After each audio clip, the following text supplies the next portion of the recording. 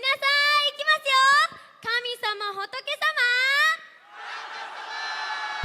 ありがとうございます。 천년돌, 천년에 한 명 나오는 아이돌로 불리며 일본에서 인기 급상승한 뒤 여배우로서도 인지도를 공고히 하고 있는 하시모토 칸나가 이번 주 내내 화제였습니다.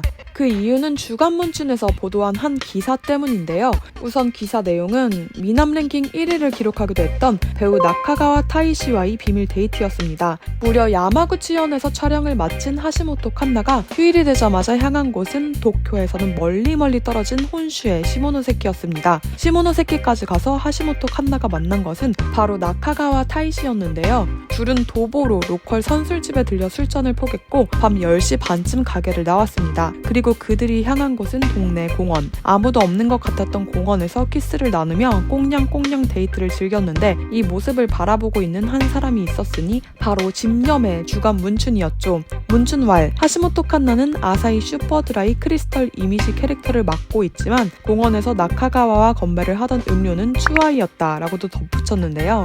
아무튼 그렇게 데이트를 끝내고 둘이 향한 곳은 시모노세키의 비즈니스 호텔 도미인이었습니다. 보도에 따르면 칸나는 야마구치현에서 NHK 아침 드라마 오무스비를 촬영 중이었는데 휴일이 생기자마자 바로 남친인 나카가와를 만났다고 합니다.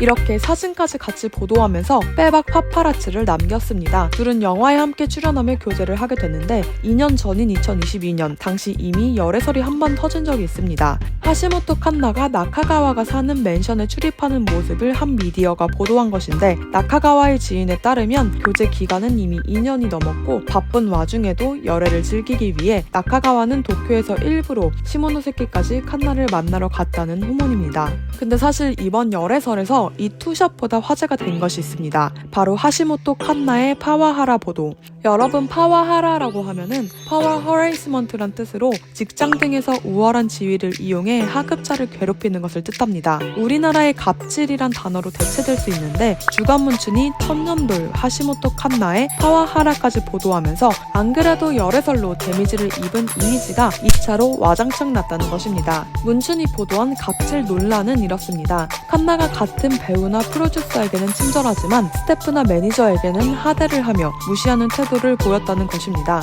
심지어는 뭐하러 여기에 있냐, 쓸모없다 등의 망언을 하고 있고 이유 없이 짜증을 내는 경우도 부지기수라고 보도했죠. 이 때문에 그녀를 감당하지 못해 매니저만 8번이 바뀌었는데 소속사는 이들에게 어떻게든 실업수당을 주지 않으려고 개인 사유로 사직을 할 것을 강요했다고 보도했는데요. 이런 논란 외에도 음주량이 심각해서 스케줄에 지장을 준 적도 있다고 덧붙였습니다. 과거 영국 런던에서 공연이 예정되어 있었는데 그 전날 과한 음주로 공연은 취소될 수밖에 없었고 최근 들어 다른 여배우와의 경쟁이 심해지면서 스트레스를 받은 칸나가 더욱더 술을 찾으며 음주량이 늘고 있다고 말한 것입니다. 사실 직장을 다니고 일하다 보면 스트레스를 받아서 술 먹고 그럴 수도 있잖아요. 근데 여기서 문제가 된 것은 성실한 일본인들 입장에서 일에 지장을 줄 정도로 음주를 했다는 것, 그리고 그동안 대중들이 기대하던 청초한 이미지와의 괴리 때문에 더욱 놀라움을 준 것 같습니다. 이 외에도 매니저가 음료수를 주는 타이밍이나 양산을 씌워줘야 할 때 타이밍이 틀리면 칸나는 급 화를 냈다는 등의 에피소드도 나왔습니다. 사실 근데 과거에도 이와 비슷한 보도가 난 적이 있었거든요. 5년 전인 2019년 주간지에 보도된 내용인데 주간 신초가 당시 칸나의 매니저 평판이 너무 좋지 않다고 보도한 것입니다. 그 무렵 하시모토 칸나가 출연한 영화를 홍보하기 위해서 직접 여러 매체와 인터뷰를 하기로 했는데 이때 난데없이 매니저가 미디어에 과한 요구를 했다는 것입니다.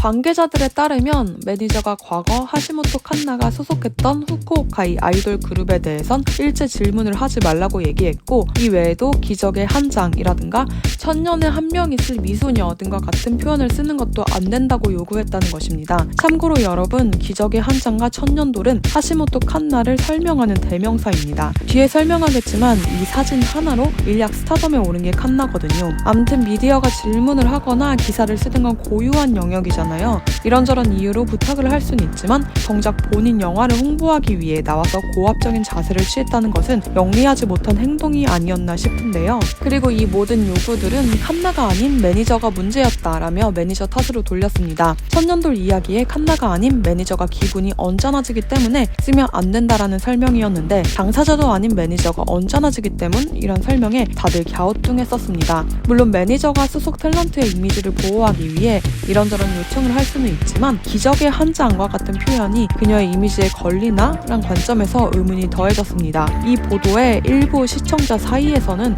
올해 초 설 프로그램 중 있었던 한 에피소드가 다시 거론되기도 했는데 문제의 방송은 1월에 방송된 니노미야네란 프로그램. 아라시의 니노미야가 사회를 맡았던 비정기 방송인데 사람들이 주목한 부분은 이 프로그램 마지막쯤 나온 느낌이 나쁜 연예인 랭킹이었습니다. 이름은 나오지 않았지만 한 청촉의 여성 연예인이라는 수식어로 증언이 됐는데 스태프들이 증언하기로 이 청촉의 연예인이 엘리베이터의 문을 차며 짜증을 내고 있었다. 대응하는 남성 스태프의 멱살을 잡고 죽인다 라고 말하고 있었다 등의 내용이 오고 갔습니다. 결국 스튜디오 내에서만 실명이 밝혀졌는데 그 순간 출연자 전원이 동시에 충격의 목소리를 낸 것입니다. 물론 하시모토라는 확증도 없고 애초에 이번 갑질 의혹이 진짜인지 아닌지도 알 수 없지만 연예계 뒷얘기 자체가 사람들의 이목을 끌기 쉽기에 이번 보도와 함께 화제가 됐습니다. 하시모토 칸나는 이란성 쌍둥이로 세상에 탄생했는데요. 평범했던 그녀는 초등학교 3학년쯤 가쁜 텔레비전에 나오고 싶다라는 생각이 들었다고 해요. 그렇게 어머니와 함께 후쿠오카의 연예 사무소 액티브 하카타에 방문했고 후쿠오카의 지역 커머셜 등에 나오게 됐는데 2009년부터는 사무소에서 야심차게 준비한 지하 아이돌에 들어가면서 무대에 서기도 합니다. 이렇게 어렸을 때부터 투명한 피부와 귀여운 얼굴로 돋보였는데 그녀의 인생을 뒤바뀐 사건은 2013년 한 오덕 팬이 찍은 사진에서부터 비롯됩니다. 중학교 3학년이었던 2013년 11월에 칸나는 후쿠오카 하카타의 행사에 참여했는데 이때 우연히 사진이 찍혔거든요.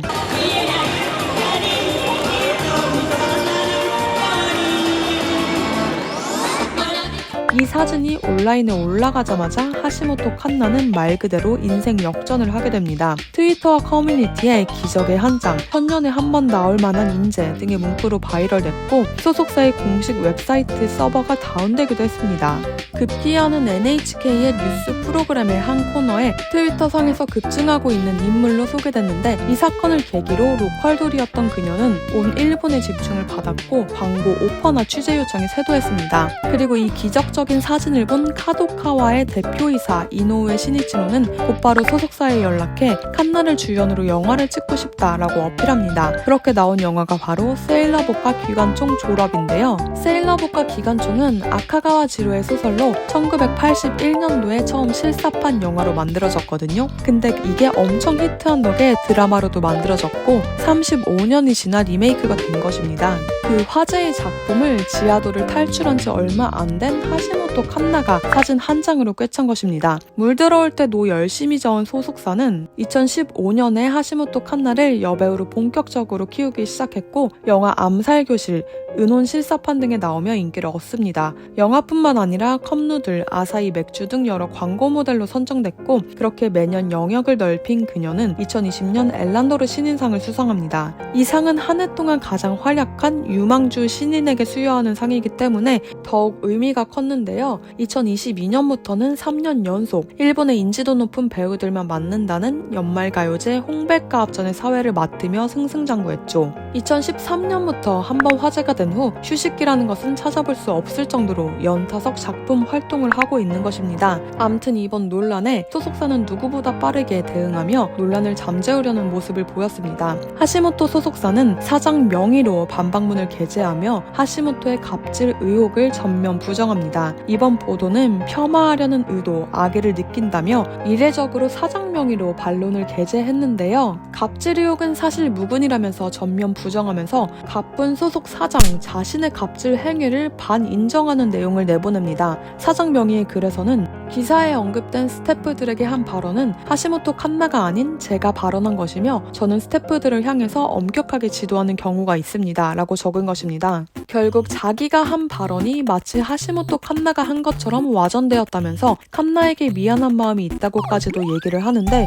어딘가 과한 글을 보고 일부 대중들은 뭔가 의문스럽다는 반응입니다. 소속 탤런트를 지키기 위해 부인하는 것까지는 이해가 되는데 사장 자신의 엄격 지도를 고백하면서까지 앞으로 이런 사태가 생기지 않도록 회사의 체질과 체제를 바꾸겠다고 고백한 것이 어딘가 어색하다는 것입니다. 사장은 하시모토 칸나가 최근에 인생의 세상에서 가장 맛있는 요구르트를 발견했다라면서 그 작은 몸으로 큰 요구르트를 회사의 모든 사람들에게 싱글벙글하면서 가져다 줬다라고까지 말하는데요. 정말 억울해서 이렇게 말하는 건지 아니면 탤런트 감싸주기인지는 결국 시간이 알려주지 않을까 싶습니다. 오늘의 영상은 여기까지입니다. 오늘도 영상을 시청해주셔서 감사합니다.15歳